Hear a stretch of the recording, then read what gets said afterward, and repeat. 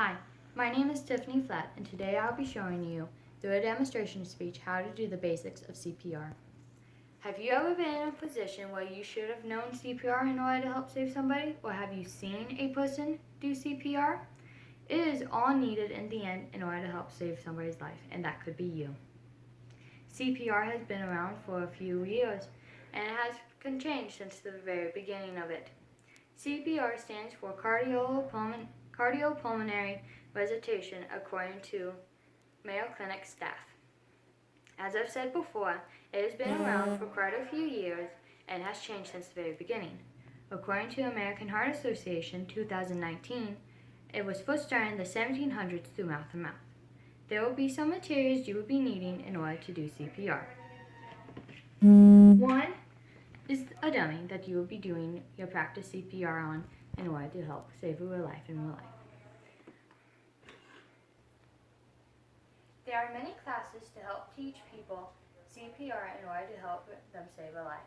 Many jobs also require those staff and employees to become certified within CPR, and CPR can be used anytime, anywhere. Some jobs that does require would be babysitting, a nanny job, and even a teacher.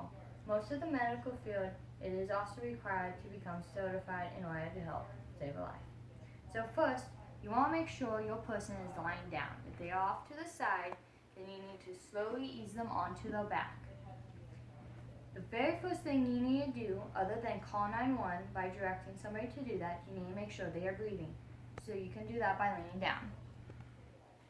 He is not breathing. So you also would check full pulse, which can be found on the neck or at the wrist. He also has no. If they are breathing, then you do not want to start CPR, as that can affect. You also want to make sure if they do have a pulse, not to start CPR, but keep an eye on the pulse, because if it starts slowing down, then that means something is wrong. So if they do not have any pulse or they are not breathing, then you need to start CPR. This is very important. So one fun fact I want to share with you today is that if CPR is effectively used and provided, it can increase the chances of survival 2 to 3 times, according to CPR headquarters for cardiac arrest. So we're going to first start with CPR, as we have checked. You want to make sure that when you go down, you're in a firm position in order to make sure. You also then want to locate the middle of the chest, because that is where you'll be doing your compressions. You will take your dominant hand, place it over your non-dominant hand, and then grip like so. You want to lock your elbows, because this will help you keep your compressions straight and narrow, and it will give you the strength behind to provide it. So we locate the middle of his chest, and you will start by doing 30 compressions. You want to do them nicely just as you are breathing. So you'd be going 1, 2, 3, 4, 5, 6, 7, 8, 9, 10.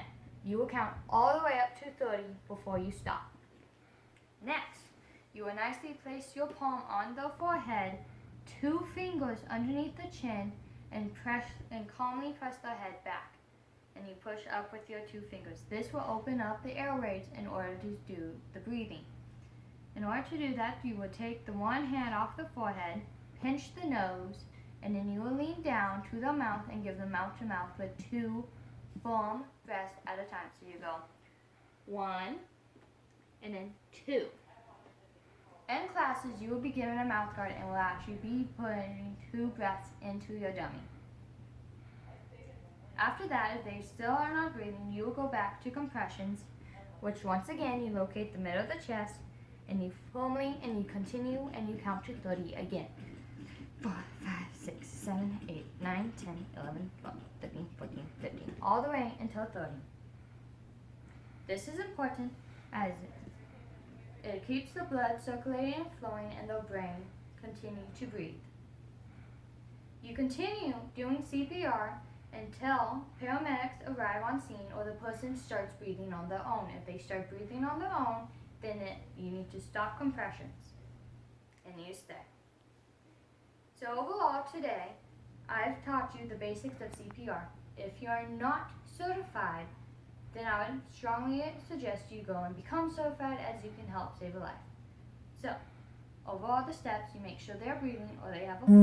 You do 30 compressions, 2 breaths. If you do not feel like you can complete the whole certification, if you are certified, and you don't know exactly if you feel strong enough in your own talents, then it's advised to just do the compressions 100 to 120 a minute instead of just doing the 2 breaths. Thank you and have a nice day.